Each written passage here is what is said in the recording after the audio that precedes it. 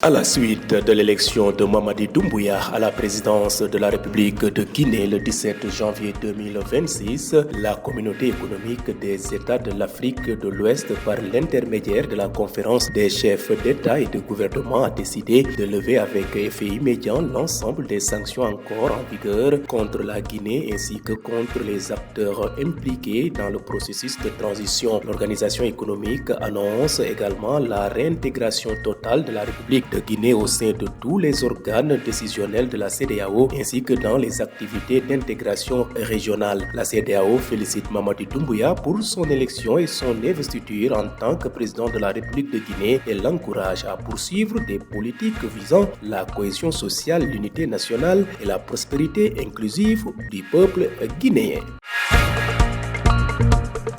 Quittons le golfe de Guinée pour l'Afrique de l'Est. Le Mozambique traverse une crise humanitaire majeure après plusieurs semaines de pluies torrentielles et de crues dévastatrices. Le bilan officiel fait état de 122 morts, environ 80 000 personnes déplacées et près de 680 000 personnes sinistrées. Des centaines de villages ont été submergés, transformant le sud du pays en zone de catastrophe. L'UNICEF a pour sa part mis en garde contre les risques sanitaires et alimentaires pour les enfants aggravés par l'eau insalubre et les épidémies. Alors que le Mozambique entre dans sa saison cyclonique annuelle, les autorités maintiennent le niveau d'alerte rouge et craignent que le bilan humain et matériel ne s'alourdisse davantage.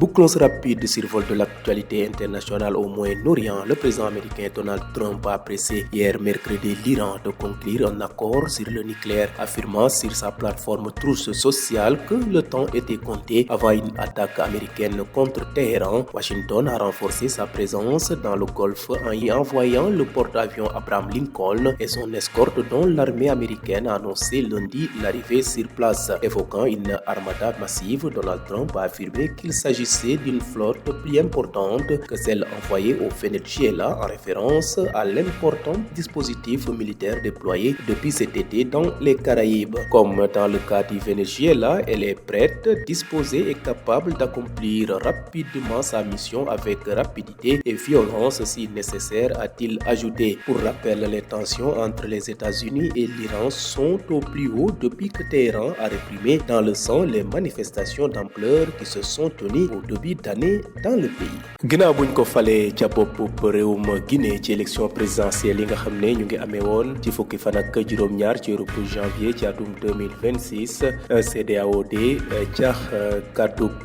conférence des chefs d'État et de gouvernement daal dina nag wax ne lépp loo xam ne rek ay daan la tegoon ci cax kaw Guinée dinañ ko yëkkati te ñi nga xam ne nag bokkoon na ca politiciens ya te yore nguur ga te bokk ca ñi nga xam ne dañ koo fokkati woon te am ay daan ya nga xam ne jotoon nañ leen koo teg wax nañ ne daal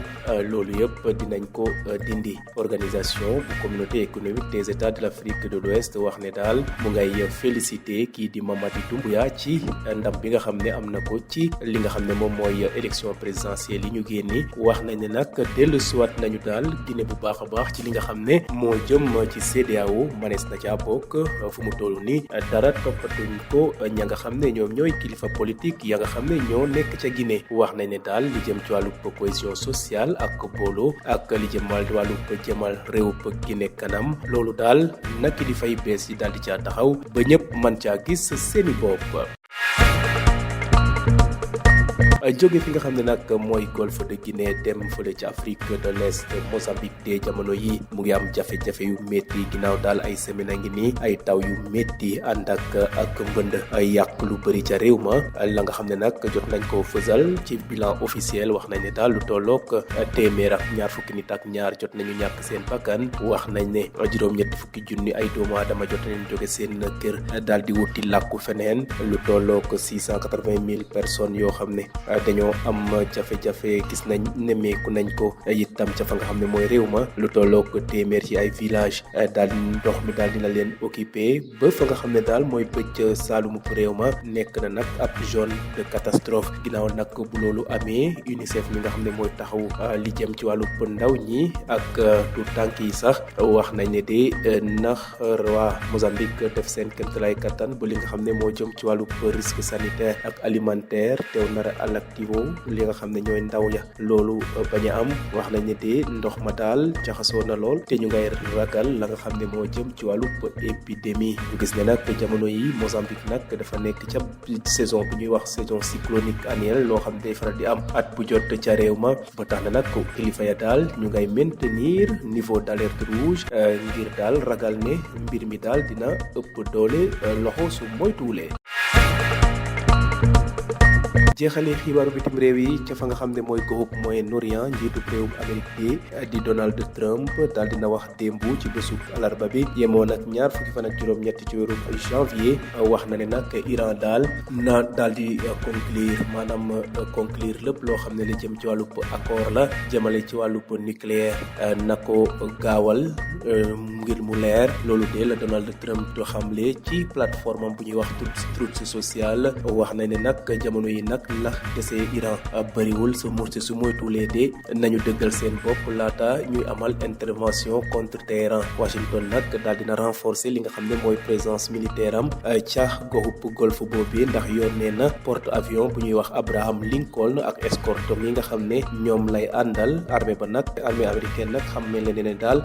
depuis altine daal dinañu egg ca béréb ya wax nañ ne nag li jëm ci wàllu jumtukaay ngir suñu buggee song Iran ngir mu mën a yomb wax nañ ne daal matukaay yi ñu jël jëmale ci Iran moo ëpp fuuf la nga xam ne moom la ñu jëloon ba ñu doon song Venezuela ngir daal di jàpp seen njiitu réew di Nicolas Maduro.